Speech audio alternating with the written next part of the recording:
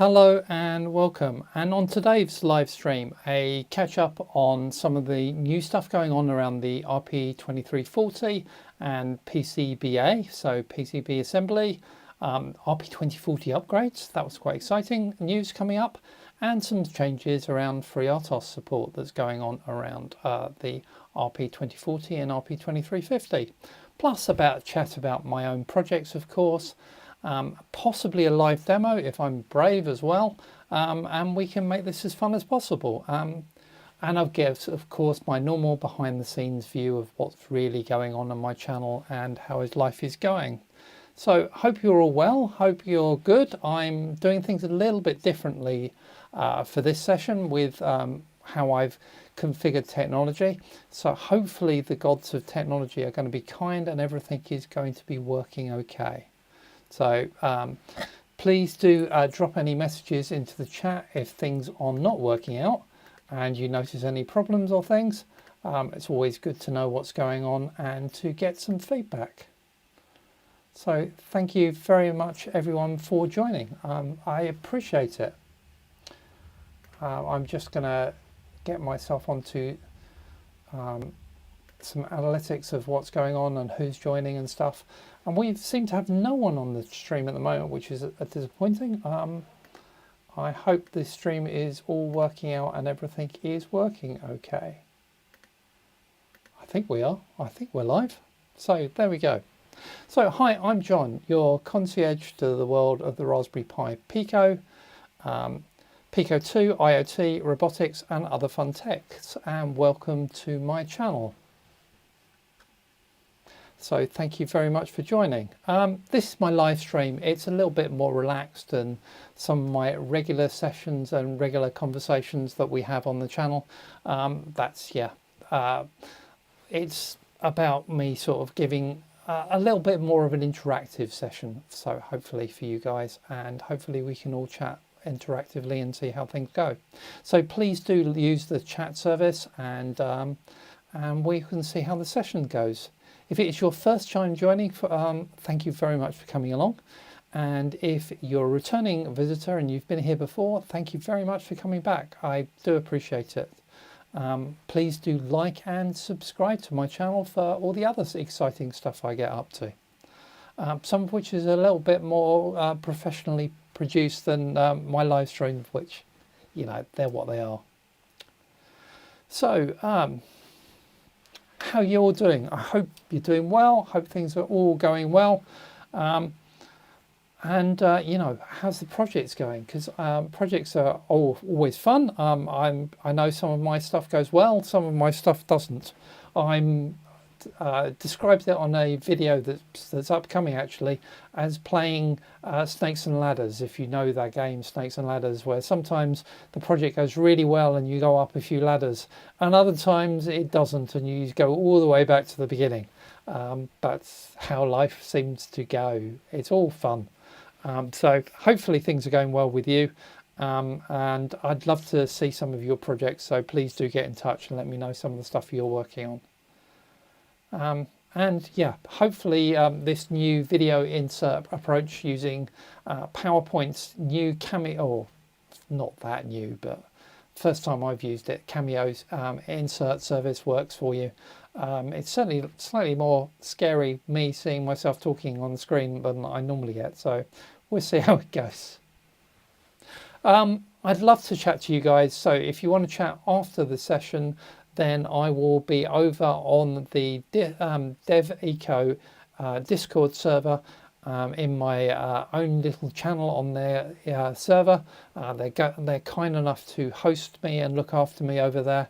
Please do come over and chat. I'd really appreciate it. And you know, that's a good place to drop messages if you want to ask questions and things. So I have put the link in the description on the video, so please have a look at that. And also channels that I frequent a lot and are good places to go is the Simple Robotics IO channel. Again, their link is in the description. Go have a look at them. They're a good channel to check out. they're becoming a lot more active than they were. They used to be a little bit passive at the channel and not a lot going on, but they're becoming a lot more active. It's certainly a place worth having a look at and going and seeing. So what's on today's show? Well, as normal, I'm going to do my Pico news and updates, followed by some stuff around projects and the projects that I'm working on, and then some stuff around the channel, and I will leave some time for Q&A.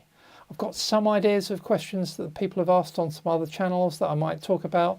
If not, I'd love some live questions, so please do hit that chat bot and tell me any questions you'd like me to debate on live. Might not get an answer, but you might get some interesting opinions. How's that? Other people might answer too. This live stream at the moment doesn't have a sponsor. I'd love to have a sponsor for my live stream.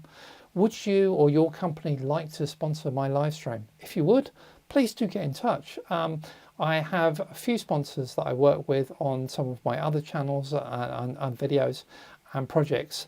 Always looking for people just to help get stuff done and get things out and pay the bills. So if that's you and your company would like to get a message out on my channel to the 5,000 of you that are now subscribers, do get in touch and we can make that happen, particularly if it's really relevant to what we talk about here, because I think that's where the best thing is, isn't it, really?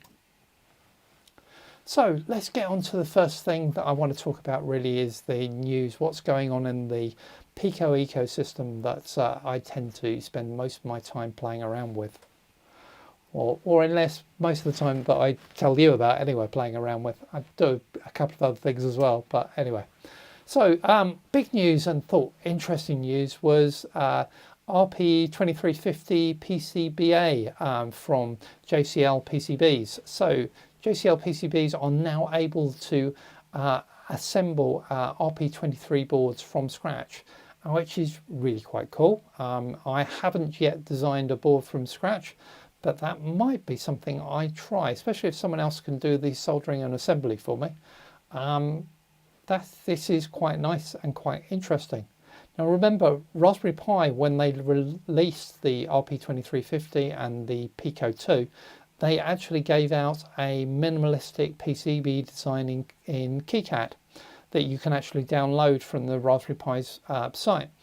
And so you've got half your design really done already to build out an RP2350 and then get JLC PCBs to assemble it or fabricate it and assemble it. It's interesting, very interesting.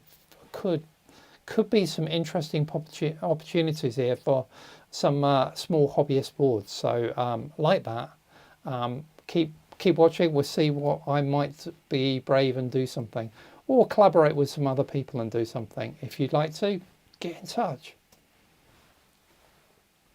The other thing that came out actually only a few days ago is an upgrade around RP2040. Well, it's not really an upgrade, it's sort of a recertification. So we've all been running RP2040s at 133 megahertz, unless of course we're overclocking them, for a while. Well, now actually the Pico SDK is actually certified them to run at 200 megahertz, which is quite a significant power and speed improvement. I really quite like that. This could be useful, and it's really quite easy to do because it's just a hash define or a -D on the CMake line of the sys clock megahertz definition, and that is enough to actually allow us to shift speeds from 133 up to 200 megahertz.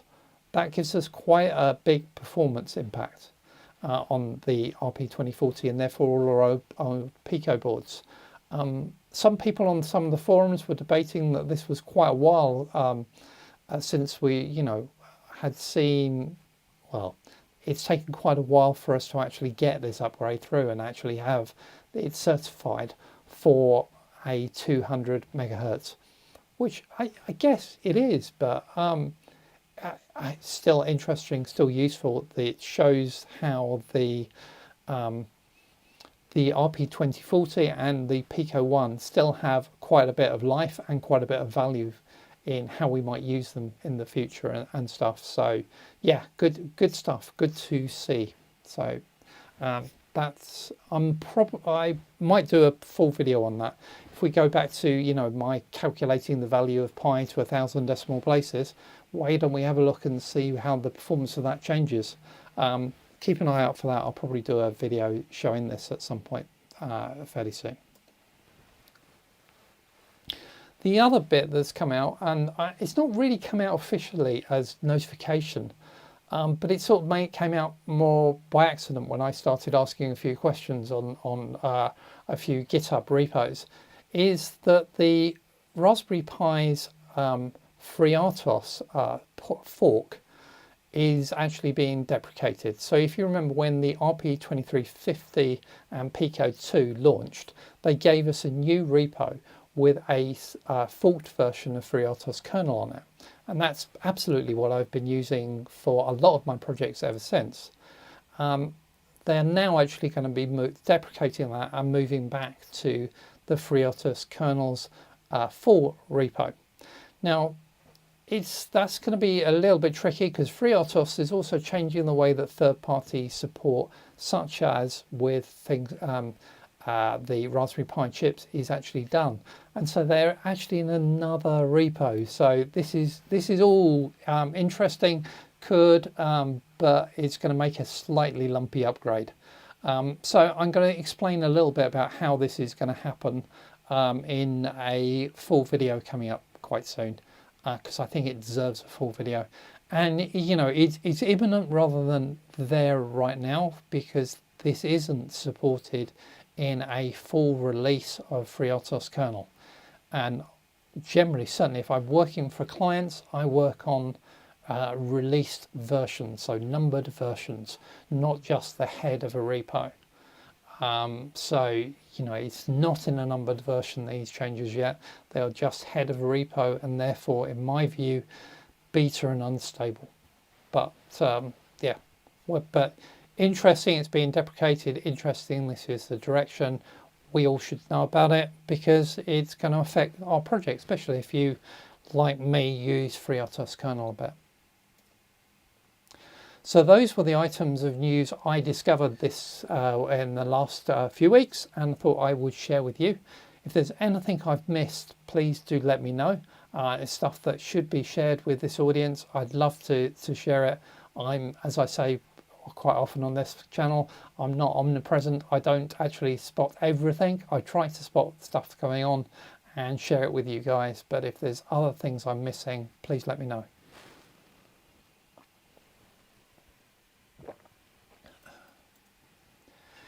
So that was news, what's going on in the world of projects and stuff that I have done. So normally I start this session by talking about the projects that I've done previously and that I shared in videos with you guys, and I'm going to do nothing less this time. So let's start by plugging stuff that I've looked at. So the first one was, I guess, looking at Mongoose. Mongoose is a web server designed for embedded systems, and it runs really nicely on the Pico and Pico 2. And I did a little demonstration of that. I'm talking to Mongoose guys quite a bit at the moment, and I'm going to do some more stuff with them and do some more videos on their technology and how they work, because I think there's quite a lot of potential. There are some things I've wanted to be able to do with web servers on the Pico and Pico 2 and not really been able to because it's just too hard with native LWIP support. So I'm going to show a few of those off over the next few months. So look out for those. There'll be some more stuff coming up. And if you haven't seen this first one on Mongoose, then go look at it. It's a good little video, I think. And I quite enjoyed the little project. It was also really easy to get going. The other thing I've done, I guess, is, and I guess more at the sort of beginner level was play around with switches and demonstrate how you just work with switches as a simple input device into your Pico, how you handle things like debouncing and making that work. I tend to do that in software. Yes, you can debounce a bit in hardware, and yes, we all did a bit in hardware back in the day. I'm not sure whether we do that anymore. Does anyone ever bother debouncing in hardware? I suppose a little bit of capacitors just to smooth things out a little bit, but not greatly. The RM2, so as you probably know, the Pico 2 has launched with potentially this sort of slightly undefined thing, and not shared thing, called the RM2 module, which is basically what gives you Wi-Fi, and it's basically the same chips connected in the same way as we have on the Pico W and the Pico 2W. But you can buy it from some suppliers as a separate module. As some people have pointed out, it's not a nice module because it's generally, when you buy it, it's on a breakout board, and that makes life a little bit clunky for some of the purists out there. And I get it, I absolutely understand that. But actually, it's quite interesting. I think that it's available at all. So using this, we can actually give Wi-Fi and indeed Bluetooth capability to other RP2040 and RP2350 boards. Now, I wouldn't give it to a Pico or a Pico 2. Well, actually, I do in this video, but I mean, there's no point really, because you just buy the W versions. But if I was looking at an RP2040 Touch, so one of those touch screens, things like one of those. Where's the camera? There we go. One of those little touchscreen devices. Then why not? That doesn't come with Wi-Fi built in. I could use one of these chips, and then I could use the approach to Wi-Fi and LWIP in the SDK directly to actually drive Wi-Fi.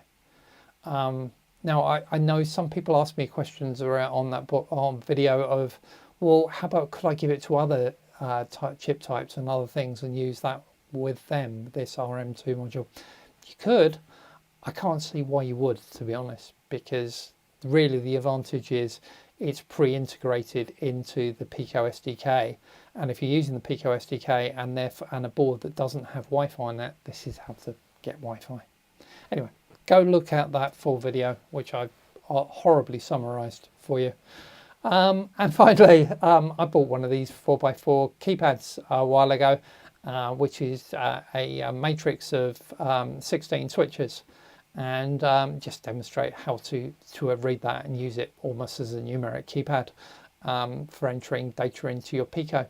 That's quite a nice little experiment, just showing how that can be done using interrupts, and working out from the interrupts which of the 4 potential switches that you've actually touched in a row, because the interrupt will tell us which column it is, and then we have to work out which row. I think that's the way around I did it, or the other way around. Anyway, that's basically what you're doing. So that was quite a good fun project. Of course, I'm a little bit further ahead, so I'm busy working on what are the upcoming videos for the next 4 or 5 weeks. And so I've been looking at things like power over USB-C, my little Astro droid. I'll tell you a bit more about that in a second. We might even, how am I feeling? Am I feeling strong enough to do a demo? Possibly. We'll see. Give that a couple of seconds. About that FreeRTOS change we talked about in the news, I'm going to actually do a full video on that. And also looked at, I'm going to use RP2040 zeros on a few projects coming up, or one project coming up actually, in quite a few places. I like the RP2040 zero because I like that small footprint. But there is a really big problem with it, and that's debugging. There is no SWD port on there. So I've got a strategy for how to get around that. And I'm going to do a video explaining that coming up in a few weeks. So keep an eye out for that one. it's a good way of getting around the problem, and we all need debug, I think. Well, I do anyway.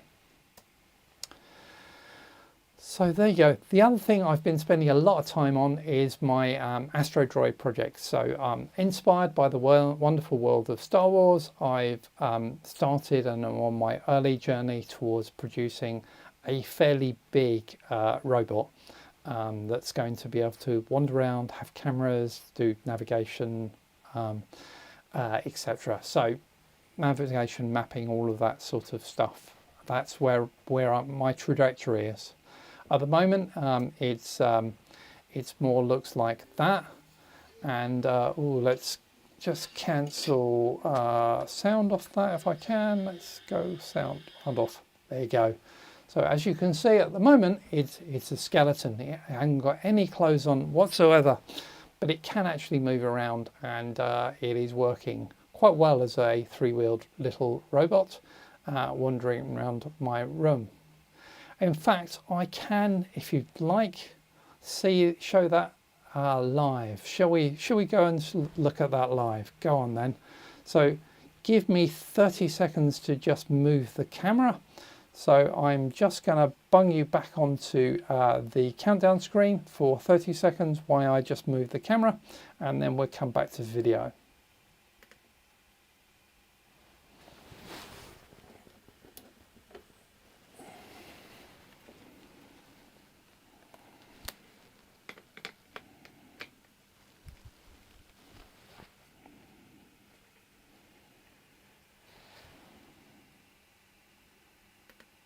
Oh, there we go. So we should be coming back to video about now. Let's see if we're coming back to video. Oh, there we go. So you can now, with any luck, see what's going on. And the next kind of magic thing I need to do is to tell it to move a little bit.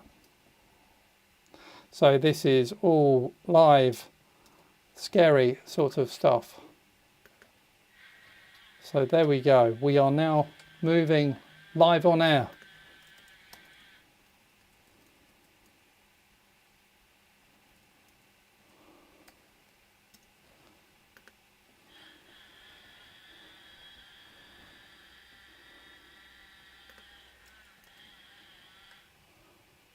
So yeah, that is absolutely terrifying for me to demonstrate these things live, but that is a ROS2 controlled robot, so I'm actually sending it twist messages live from my terminal, and it's hopefully moving around the screen live and successfully. So let's just bung you back. So just going to go back onto trailer mode, the countdown, and then we will be back into full video for me to talk.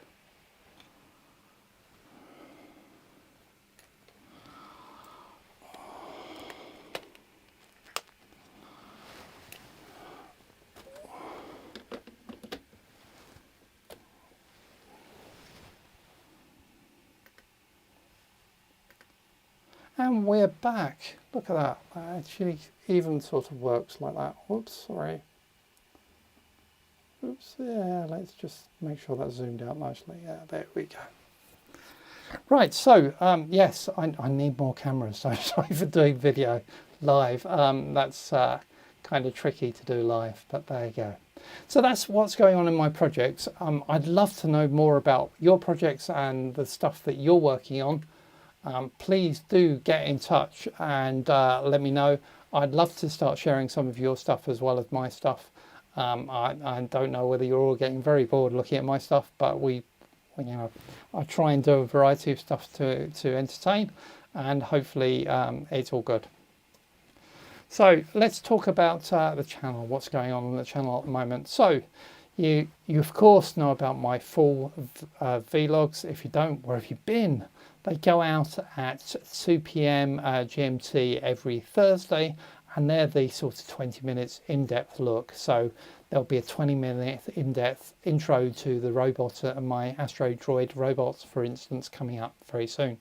That's then on the following Tuesday. I normally am doing a 3-minute summary of that video, just trying to give you the key messages, trying to get that stuff out if you just are time starved and you need to see the stuff quick, or you want to work out whether it's worth actually looking at the full video or not. So that's there for you. I'm changing the format of those, following recommendation by a YouTube guru, to move those from being full sort of normal video format to being a shorts. So they're going into portrait from landscape, and going to try and follow that model and see how that works. I'll see how the viewing counts goes and whether that helps or not. Yeah, we'll see. We'll see. It's a bit of an experiment, as all of these things always are. And then, of course, once a month, I'm going to do this live stream. And then in between, I am now starting to do on Sundays some shorts. And they are things like, well, they are a new idea I had, which is to try and a concept of what I'm sort of labeling the insider. So I'm doing a really short video of 1 to 3 minutes, talking a bit, actually often about the AstroDroid project, around what's going on at the moment, where I'm up to, what my challenges are, how it's going. And they're not going to be in-depth, this is how to do it. They're more entertainment of, this is what's really the real side of a hobby builder, and how these sorts of projects go along. So please do tune in and let me know what you think. Is it working or not? At the moment, I think they're probably finding their legs. These things take me a little bit of time to get my get my brain into gear around and get to work, and that's where I am at the moment. But they're fun and they're short, and they take me about 20 minutes to produce, so they're viable for me to do on with everything else as I'm moving through. So that's what I'm going to try and do. I'd love to know what you think. Please do, yeah, get in touch. I've said that a lot. So, oh yes, look, there he is. That's what AstroDroid will look like one day, and that's the sort of stuff I'm sharing in the these shorts generally on Sundays. They're going to be labelled Insider. I think I've called them Maker Inside View at the moment, but they will become the Insider, I think, as we progress. So remember, there is a super thanks button below the video, and on my full videos there's normally a payment link as well. If you'd like to give me a tip, if something I'm doing is actually helpful and helping you out, please do feel free to contribute and help me out. It's always appreciated. I'm using them, or hoping to use them, to get myself to the open source conference in San Francisco, which is in July, and it looks very fun. The other one I'm probably going to try and get to is Maker Central in the UK in Birmingham. That's in May. If you're going to be at either of those, do get in touch. I'd love to meet up with a few of my audience and chat and just, verify that it's not just me, that there are other people who love this stuff too. Please do, yeah, let me know if you're going to either of those two events, or is there any other events happening near you, near me, that we should be supporting. Let me know, and we'll see what I can do on those too. There is, of course, my Udemy courses out there at the moment, from everything from just getting started with the C development environment to how to build some little tiny projects, to how FreeRTOS works, to IoT, using MQTT on the PicoW, and indeed web service clients on the PicoW. I will probably add some courses this year, not quite sure what yet. You will be the first to know when I do. And of course, I do try and provide some content and do exist on all of the other social media channels. Feel free to tap me on the shoulder on those. Remember, Discord is quite a good place to find me and chat to me as well. So we've got to the Q&A portion of the afternoon and the demo. Not seen any live questions yet. I know one of the questions that came in today actually from one of my students was, I don't want to, how do I summarize it? Yeah, I don't want to have to use the FreeRTOS kernel library from their repo. Why can't I just use a local copy from the SDK? Isn't the FreeRTOS kernel part of the SDK? And to which the answer is, no, it's not. It's not part of the SDK. It's sort of a bit confusing, and I can see why it might be a bit confusing, because the Pico SDK is integrated with the FreeRTOS kernel, and there are lots of hooks and lots of checks to see if you are running FreeRTOS kernel in that, particularly in the LWIP stack, and where we definitely have dedicated support for FreeRTOS kernel. But that doesn't mean that the library itself is there. It's not. You have to use a separate repo for it. So yeah, in case that's confusing, that is, I'm afraid, the answer. Yeah, I'm just looking to see if any other live questions are coming in on chat, and I can't see any at the moment. So that's really the only questions I had this week. So I will wish you all to keep tinkering as always. It's always fun keeping tinkering and all of those projects going. And of course, I'm now going to drop over onto the Dev Eco server, onto my channel there, and I'd love to see you there and love to continue the conversation there. So please jump over, please say hi. Appreciate seeing you there for a few minutes and saying hello, and I will see you next time, and we will do another live stream sometime in January, February. What's March already? A quarter of the way through the year coming up by next time, so we will see you there. Goodbye for now. Lovely to see you all, and yeah, catch you in a few seconds on the Dev Eco server. Bye bye.